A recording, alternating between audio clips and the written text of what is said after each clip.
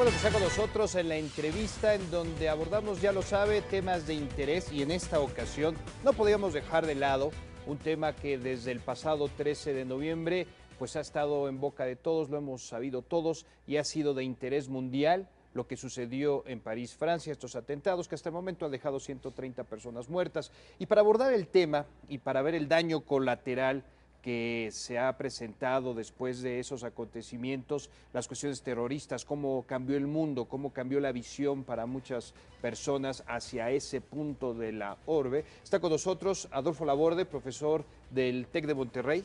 Gracias. ¿Cómo estás, Adolfo? Gracias. No, gracias. Experto en política internacional. También nos acompaña Eduardo León. Eduardo Bueno León, de la Universidad Iberoamericana, politólogo y sociólogo. Muchas gracias, presidente. Eduardo, gracias por estar con nosotros y gracias por compartir esta entrevista. ¿Qué les parece si comenzamos por el daño colateral?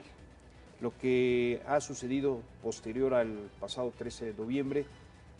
Adolfo, ¿cuál es la visión? ¿Cómo cambiaron las cosas? Bueno, pues estamos frente a un evento de alto impacto. Los sistemas de seguridad se van a transformar. Hay un estado generalizado de miedo en Europa y en algunos otros países, sobre todo donde tiene alcance operativo las células de ISIS o del Estado Islámico, o bien de algunos grupos que pueden tener algún vínculo o alguna simpatía, y eso lógicamente va a cambiar la paz, ¿no? El tema de la paz, el tema de la estabilidad, se está logrando, me parece, uno de los objetivos del Estado Islámico, que es sembrar el miedo y un estado en donde la psicosis va a prevalecer. Y lógicamente eso a nadie le conviene. Claro. A nadie le conviene porque eso genera desconfianza, genera una vida totalmente contraria a lo que son los principios y valores de la democracia. A 10 días prácticamente de lo que sucedió en París, estamos, doctor Eduardo, en alerta máxima en Bélgica.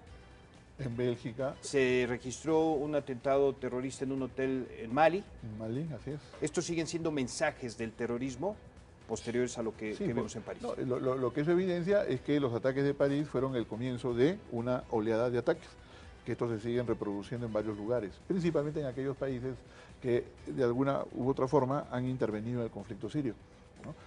Entonces observamos que existe una muy buena comunicación en estos grupos, que la tesis de las células aisladas, los lobos solitarios, ¿no?, que se pensó era la estrategia de Al-Qaeda hasta hace unos años, pues digamos que ha sido rebasada. Ahora la red es una red que está contactada, que está comunicada y con grupos que operan bajo consigna, ¿no? Entonces hay el temor de que estos atentados contra la población civil, porque estamos hablando de discotecas, estamos hablando de hoteles, estamos hablando de restaurantes, siguen siendo de puntos cafeterías, claves. siguen siendo puntos claves. Cotidianos, y eso genera pues una enorme inseguridad, como lo afirma Adolfo, genera miedo, ¿no? Y sobre todo la sensación de vulnerabilidad en las sociedades, en los países. Y lógicamente la reacción de las instituciones políticas y del Estado pues tiende a ser bastante fuerte, ¿no?, en respecto a la restricción de libertades, en primer lugar, lo cual de alguna manera es algo que busca la acción terrorista, ¿no?, que los estados restrinjan libertades, pero por otro lado es el mecanismo inmediato, Lo que hay que hacer ahí son otro tipo de estrategias para complementar esto, porque de lo contrario estaríamos convalidando los objetivos de los ataques terroristas, ¿no? Y esas otras estrategias están relacionadas obviamente con cómo se valora las consecuencias de todo esto, ¿no?, en lo político, en lo económico, en lo social, en la integración social también. Maestro Adolfo Laborde, remontándonos un poco a la imagen del terrorismo, nos queda claro 2001, 11 de septiembre, Torres Gemelas. Podemos decir que hay un parteaguas, teníamos antecedentes de la ETA en la operación en España, la manera de operar, la manera de atacar, y a partir del 11 de septiembre del 2001 cambia esa visión del terrorismo, algo que se ve, que se pueda hacer factible, que pueda ser, que trascienda. Claro, sí, ha habido un cambio en la política internacional de seguridad, se declara una guerra contra el terrorismo, eso trae como consecuencia una lucha, un seguimiento, un exterminio a los operadores, a los líderes de Al-Qaeda, viene como consecuencia la invasión a Irak, con una serie de cuestiones que pueden ser totalmente contradictorias, porque al final de cuentas se demuestra que no había armas de destrucción masiva, pero eso es la antesala de todo lo que estamos viendo, alimenta un poco, se desmembra el Estado iraquí, Saddam Hussein pasa a un segundo tema, vimos todo lo que sucedió con él, y eso genera un vacío en donde algunos operadores del propio Saddam empiezan a enlistarse con los grupos insurgentes. Hay un gobierno democrático, un gobierno impuesto por los Estados Unidos, que lo único que conlleva es un vacío de poder, de territorios, y eso permite, conjugado con el tema de la guerra de Siria, la aparición de estas células o de este fenómeno. Entonces, sí estamos ante un replanteamiento de los esquemas de seguridad. Todos nosotros lo hemos visto en los aeropuertos, lo hemos visto en las políticas de cooperación que se dan en algunas fronteras que antes eran seguras, que ahora no son, y en el mismo México, donde tenemos una estrategia de frontera sur segura que posiblemente venga con el tema de la cooperación que tenemos con Estados Unidos. Maestro Laborde, tocas un punto importante, la seguridad. ¿Qué falló en Francia? Muy interesante. A partir de lo que vemos, de lo que podemos percibir en cuanto a inseguridad, porque hablamos, doctor Eduardo, en el sentido de que debe haber una inteligencia en cada país. Claro. Y a la manera en que atacan estos sujetos o aplican el terrorismo en París ese 13 de noviembre, claro. ¿Qué es lo que falla? Bueno, los países, todos los países tienen un sistema de seguridad, un sistema de inteligencia que recaba información, tienen sus propios agencias de inteligencia que lo que están haciendo es tratar de adelantarse a estos hechos. ¿Cómo lo hacen? A través de dos esquemas, lo hacen a través de la cooperación, intercambio de información, recopilación de información, medios tecnológicos, y lo hacen también a través de los agentes de campo, los agentes tácticos y operativos que se inmiscuyen. Son agentes como las películas que conocemos, que están muy de moda. Poníamos el ejemplo de James Bond. Poníamos el agente los agentes secretos. ¿Qué es lo que hace James Bond o agente parecido a James Bond? Se va a buscar a las posibles amenazas, recopila la información, está informando permanentemente a la central para que ellos tomen decisiones y en caso de que sea necesario, elimina o hay una acción coordinada. Entonces es lo que parecería falló. ¿Por qué falló? ¿Por qué se vulneró el sistema de inteligencia y de seguridad de Francia? Por dos razones, me parece. La primera es porque se dejó a un lado, se le restó importancia, no tenían los suficientes agentes en el terreno, ya sea en Siria o en Irak. Y por otro lado, también vemos una complejidad en el tema de operar de estos grupos. Eduardo, doctor Eduardo, en este punto, como sociólogo y en la sociedad misma de que se ve vulnerada ante estos ataques, ¿cómo va cambiando? ¿Cómo va cambiando ese sentir? Ya hablaba el maestro Adolfo Laborde en el sentido de generar pánico, lo vimos en la Plaza de la República 2 días después, cuando estaban en un memorial y se detonó algo y todo el mundo corrió.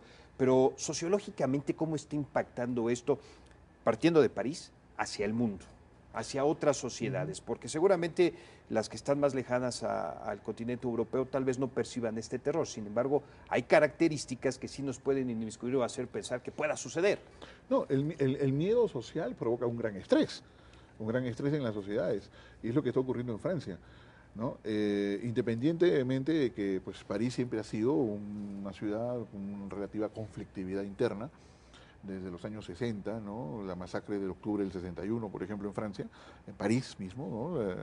Los habitantes argelinos en Francia, que se rebelaron, rechazaron una disposición y fueron masacrados por la policía francesa, 200 muertos, ¿no? Vale, y luego todo lo que ocurrió en los años 90, ¿no? Cuando en la periferia de Francia se levantaron los muchachos, la generación del desempleo, de la discriminación, segunda generación de inmigrantes, ¿no? Y generaron un estado de sitio, ¿no? Porque a la policía le costó una semana controlar los barrios, controlar los distritos. Todo eso indica que París desde los años 60 es un escenario de fuerte conflictividad interna entre lo que podríamos llamar los franceses oriundos, naturales de Francia, y la migración de que esa podría ser una respuesta a por qué están involucrados franceses en este ataque. Claro, hay franceses de primera, segunda generación, tercera generación que responden a esta lógica de la comunicación directa entre el centro, la periferia, el país que colonizó y las colonias. Se nutre, vaya, hay una migración, hay un movimiento de personas que muchas de ellas siguiendo o buscando la mejoría de sus formas de vida, pues llegaron a Francia, se establecieron y entran en esta lógica que Eduardo comenta de establecerse donde pueden, donde en los barrios periféricos, en las comunas y en donde desafortunadamente muchos de estos jóvenes no tienen acceso a servicios básicos como los podría tener un francés o oportunidades de empleo de primera categoría como las deberían tener. Hay una frustración ahí. Represión, una represión política, digamos, podemos dejar en eso. Hay una represión política, ¿ya? Pero los franceses de origen árabe de segunda generación tienen también un problema de frustración, porque la expectativa de un modelo de vida, ¿no? De bienestar, no se cumple. Entonces, al no cumplirse, se sienten discriminados, se sienten excluidos del estado de bienestar, de la sociedad del bienestar, y entonces se genera un problema ahí de crisis de identidad muy fuerte. Entonces, son franceses, pero son franceses excluidos. Y tampoco son aceptados en los países de donde sus padres provienen. Entonces, ¿por qué son rechazados? Porque pues no son ya árabes, no son árabes musulmanes reales, ¿no? Y entonces estos muchachos, estas generaciones que se rebelaron en los barrios de París, pues obviamente tienen un problema de identidad muy fuerte.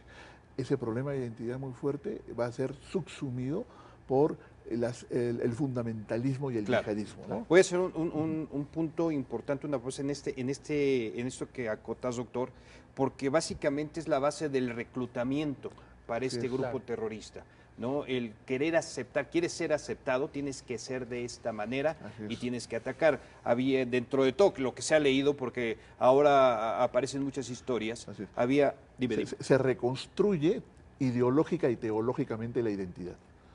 ¿Es dogma o es dogma? Es una forma de aceptación, una forma de pertenencia, es un mensaje que están enviando de que somos parte de ustedes, y por eso es que muchos de ellos eran de origen francés, belga algunos, que habían nacido ahí y que pertenecían a estos grupos. La última revuelta a la que Eduardo se hacía referencia es en el 2005. Han pasado 10 años y en esos 10 años no ha habido una integración o una política de integración de esos grupos para que se eliminen las posibles crisis que estamos viendo en estos días.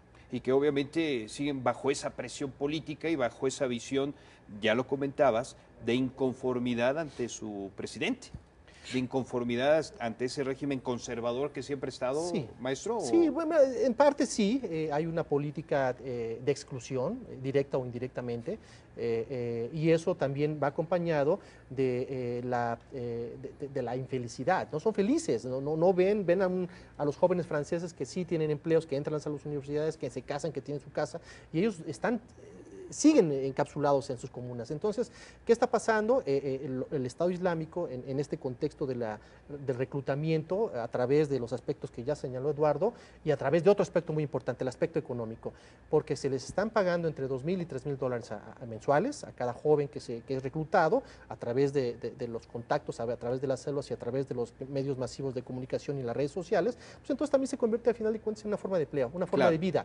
Vivir con $3,000 el tiempo que pueda, o vivir sin nada y ser excluido, creo que es el gran debate que está. En ese punto, maestro, para abordarlo de inmediato, la tecnología, reclutamiento a través de redes sociales, para obviamente permear la ideología, lo que se tiene que hacer. Ahora es muy fácil, abres una página, lees, te pueden reclutar. Esa parte, ¿cuál es la ventana o cuál es el límite, digamos, para combatir y para investigar? Hay todas las agencias, me parece, y la que no estaría trazada, tienen un sistema de seguimiento electrónico, ¿no? Hay programas que Pero en el caso de París, y te interrumpo, maestro, los que atacaron no estaban en esa lista o no eran buscados. Mira, son 4,000 sospechosos que están fichados, por ponerlos en la mesa, digamos, en número. Son 4,000 jóvenes o individuos, para no hablar de edades, que están bajo sospecha, y esta lista se puede elevar a 10,000. Entonces, si tú quieres hacer una redada y meter a 4,000 personas o 10,000 personas a la cárcel, imagínate el impacto social. Imagínate las madres de esos jóvenes saliendo a las calles, los hermanos. Generas una guerra civil, generas un caos total. Entonces lo que están haciendo, o lo que intentaban hacer los franceses, el servicio de inteligencia, es ir solamente por personajes clave, y sobre esos líderes o los que tenían más amenazas. No puedes controlar a todos, no puedes meter todos a la cárcel. Aparte que el costo sería tremendo desde el punto de vista económico, y además yo creo que la posibilidad de controlar a estos grupos de riesgo ahora se discutió en la Asamblea Nacional, ¿no? Perfecto. Entonces están proponiendo ahí, por ejemplo, ¿no? Colocarles un brazalete, ¿no? Para tenerlos identificados. Vamos a hacer una pausa, Eduardo, doctor, si me lo permiten, maestro, y regresamos, seguimos con esto de la parte del reclutamiento y ver de qué manera se puede tener, y nos vamos a Bélgica, que también es un punto neurálgico en este momento. Si hacemos una pausa, no se vayan, esta interesante entrevista, ya lo sabe, siempre presente, Haz Noticias. Volvemos. Doctor, antes de irnos al corte comercial, hablábamos de las medidas que se están estableciendo posteriormente al 13 de noviembre. ¿Restrictivas? ¿Están tratando de controlar a la sociedad?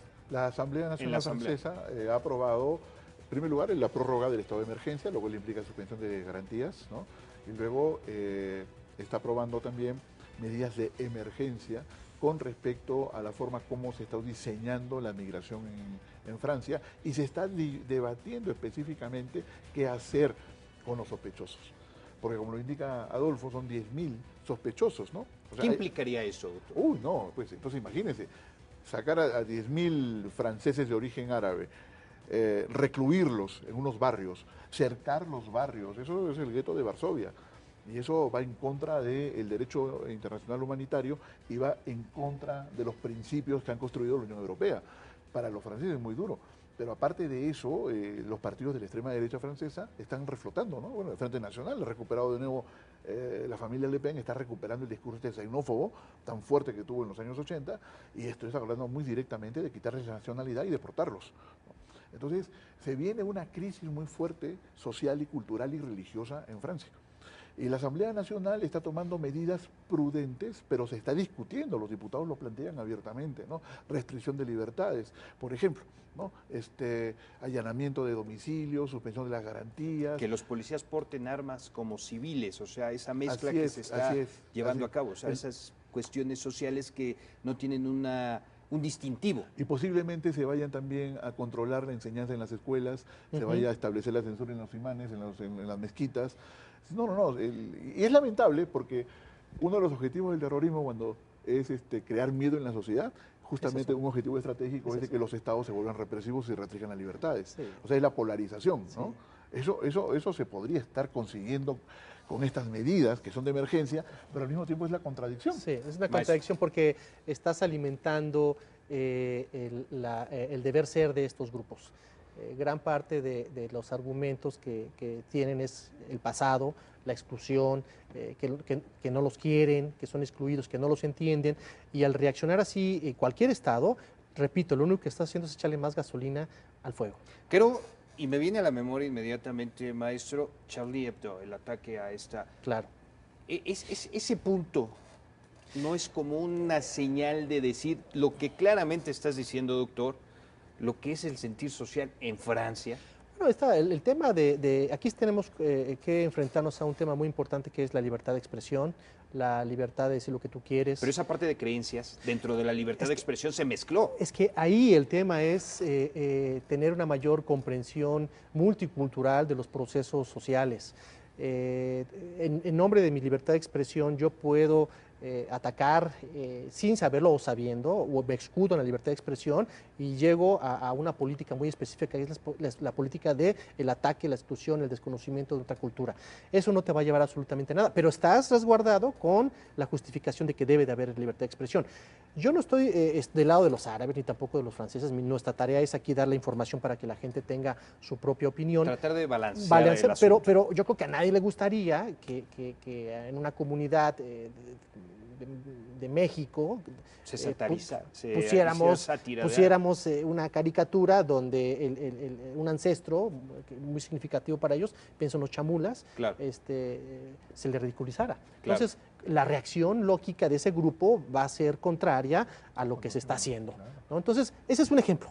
Si tú lo pones en esta dimensión donde hay radicalismo, donde hay una historia milenaria de conflicto entre ambas civilizaciones, yo creo que la cuestión se vuelve muy delicada y puede llegar a aspectos como lo que estamos viendo el día de hoy.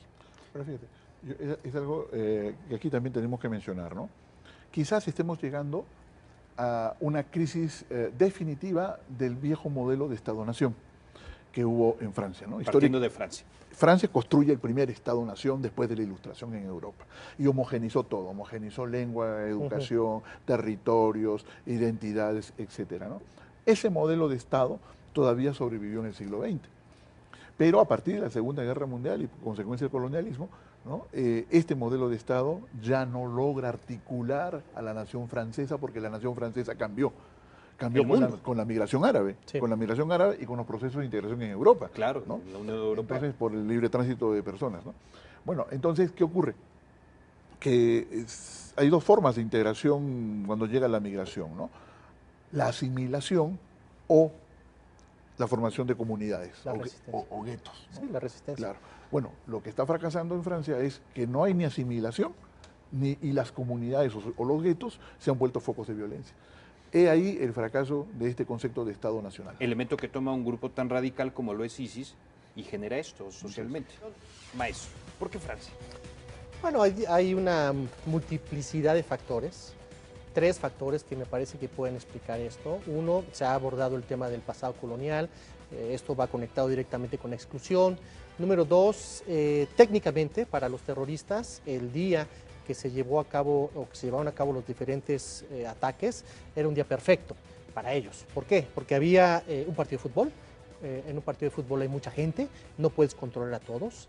Número 2, había una infinidad de eventos, había un concierto donde había gente joven, mucha gente joven, y hacia ellos va también el mensaje. Y número 3, Francia acababa de empezar los bombardeos en septiembre a las posesiones, a los territorios de ISIS o el Estado Islámico. Entonces esos 3 elementos pueden explicar de alguna manera el tema de la acción de estos grupos.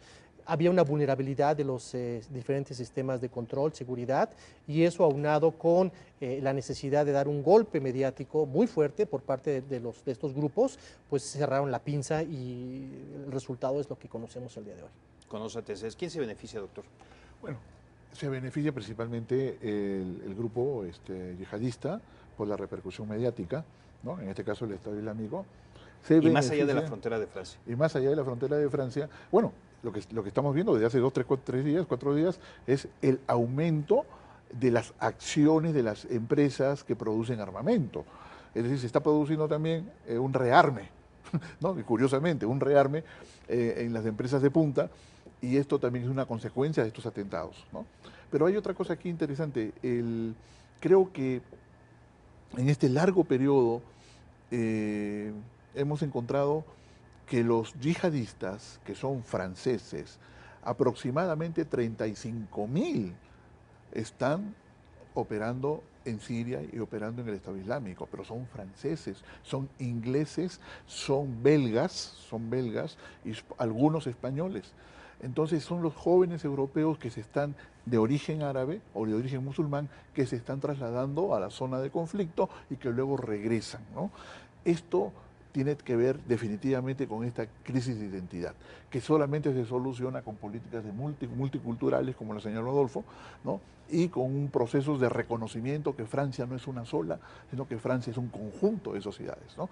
Y eso va contra este concepto de Estado-nación homogéneo. Ya no hay sociedades homogéneas, son sociedades diferenciadas, multiculturales.